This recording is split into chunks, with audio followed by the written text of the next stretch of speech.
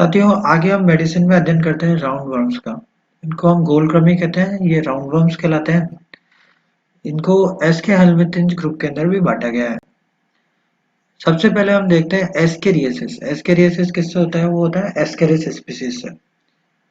Mainly जो होता है वो, अगर हम देखें तो इसके तीन प्रमुख हैं जो कि एग्जाम्स की दृष्टि से भी बहुत इंपॉर्टेंट है। एक पूछा जाता है टॉक्सोकेरा विटुलोरम। यह बछड़ों और पाड़ों के अंदर सबसे ज्यादा इन्फेक्शन करता है।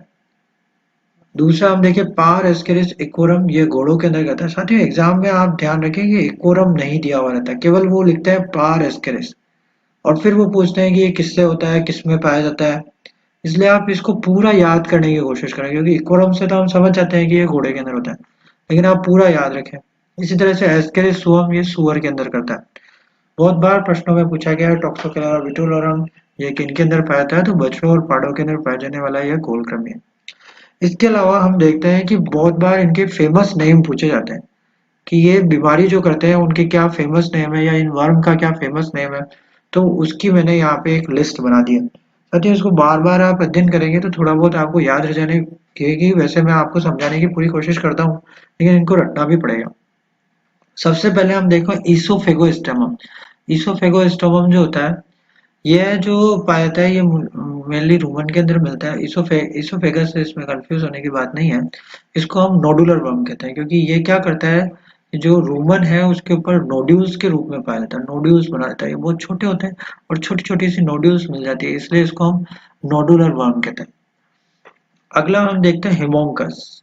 हिमोंकस जो होता है वो, उसका जो नाम है वो बार्बर स्पोर वर्म है। बार्बर स्पोल वर्म, बार्बर मतलब होता है नाई, और पोल वर्म, पोल यानी डंडा, वर्म यानी कह सकते हैं कीड़ा। तो हिमोंकस का क्या दिया है? Barber's pole worm. इसको बार्बर स्पोल वर्म इसलिए कहते हैं क्योंकि इसकी खोज जो हुई थी वो इंग्लैंड के अंदर हुई थी। तो इंग्लैंड के अंदर क्या है कि जो बार्बर होता है अर्थात जो नाई होता है, उसकी दुकान के बाहर एक विशेष प्रकार का पताका रूपी इस तरह से संरचना रहती है, जिसके ऊपर इस तरह से एक जीव की संरचना बनाई रहती है, एक कीड़े की संरचना बनाई रहती है, इस तरीके। तो ये इस तरह से इसकी संरचना नजर आती थी, इसलिए हिमोंकस को फेमस नाम जो है वो बार्बर स्पोल वर्म कहा गया। इस तरह से ट्राइचूरिस, ट्राइचूरिस को कहते हैं विप वर्म। विप मतलब होता है कोड़ा, कोड़ा, कोड़ा का मतलब होता है चाबुक, कोड़ा या चाबुक। ठीक है, तो ये चाबुक की आकृति का इसकी संरचना होती है। जैसे एक चाबुक होता है तो उसके आगे तो इस तरह से हैंडल होता है और आगे की तरफ इस तरह से निकला हुआ रहता है। ठीक है, तो ये ट्राइचूरिस होता है वो कोड़ा वर्म या चाबुक वर्म या विप वर्म इसको कहते हैं। अगला देखें एनसाइलोस्टोमा।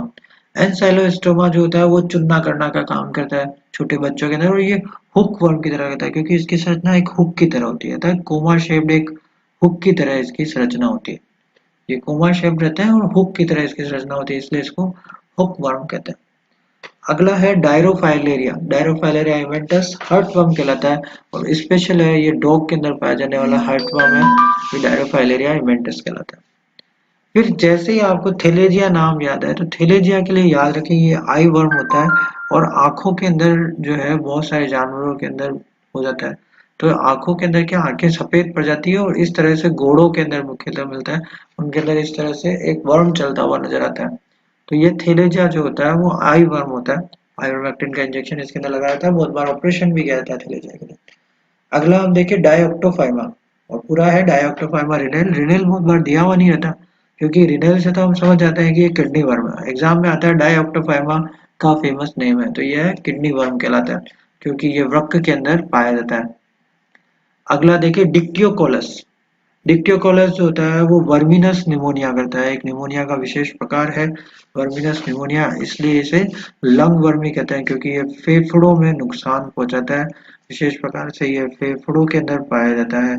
फेफड़ों के अंदर हमने देखा है कि जो पाया जाता है वो है लंग वर्म। साथियों, आगे हम देखते हैं फ्लूक्स का अध्ययन करते हैं।